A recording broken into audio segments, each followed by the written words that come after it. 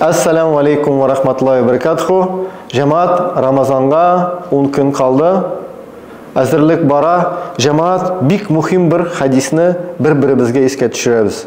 Шушы хадисны жамаат без әгәр дә яхшы иттереп аңласак, biz Ramazanга яхшырак әзерләнәбез, Рамазан аеннан күбрәк файда алабыз. Шушы хадисны җәмәгать без сезнең белән иртәндә, көндездә, кичтәндә зикр кебек кабатларга тиешбез. Гәрчә без аны бөтенебез беләбез. Ләкин кабатлаган сайын, аның турында уйлаган сайын без шушы хадисның мәгънәсенә, аның тирәнлегенә тагын да күбрәк төшенәбез. Әйткән Пәйгамбәрбез Мухаммад саллаллаху алейхи ва саллям: "Иза жаа Рамадану", әгәр дә Рамазан килсә, футихат абвабул джанна, җәннәт ишекләре ачыла, ва гулиқат абвабун нар, һәм җәһәннәм ишекләре ябыла, ва суффидати шаятин, һәм шайтаннар багауга утыртыла.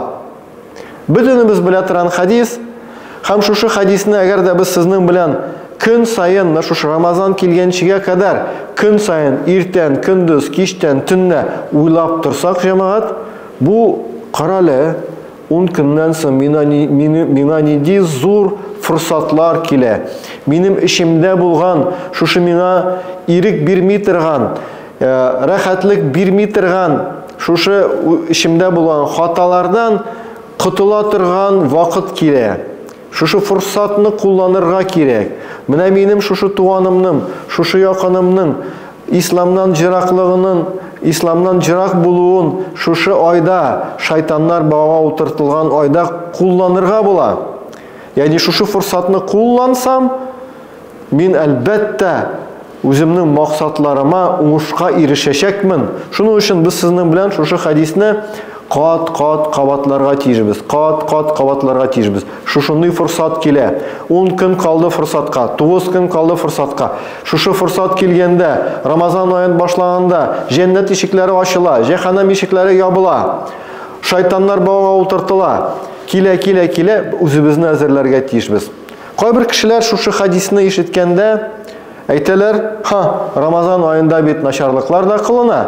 Ни өчен соң монда әйтелгән шайтаннар багауда, җәһәннәм ишекләре җабык? Ни өчен шулай? Ни өчен бу начарлыклар килеп чыга? Аларга җавап бик җиңел.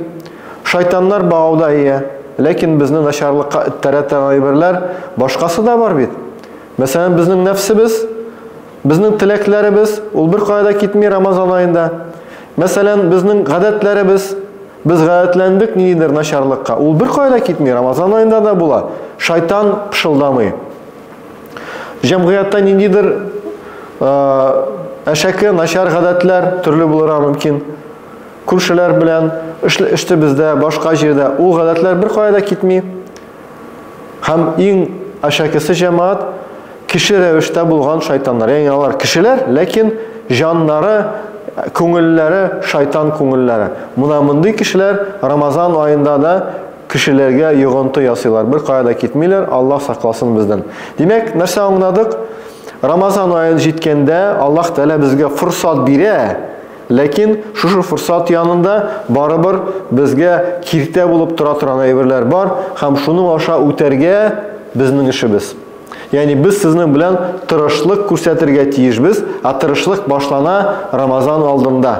Рамазан ае килгән вакытта җәннәт ишекләре ачыла, җәһәннәм ишекләре ябыла, һәм шайтаннан багага утыртыла. Җәмәгать, барыбызга да шушы Рамазан айларында Аллаһ Тәала биргән шушы зур форсатларны кулланырга насыйп итсен. Барыбыздан да Аллаһ Тәала разый булсын. Барыбызга да шушы Рамазан айларыннан 100% файда алырга насыйп булсын. Ассаламу алейкум ва рахматуллахи ва баракатуху.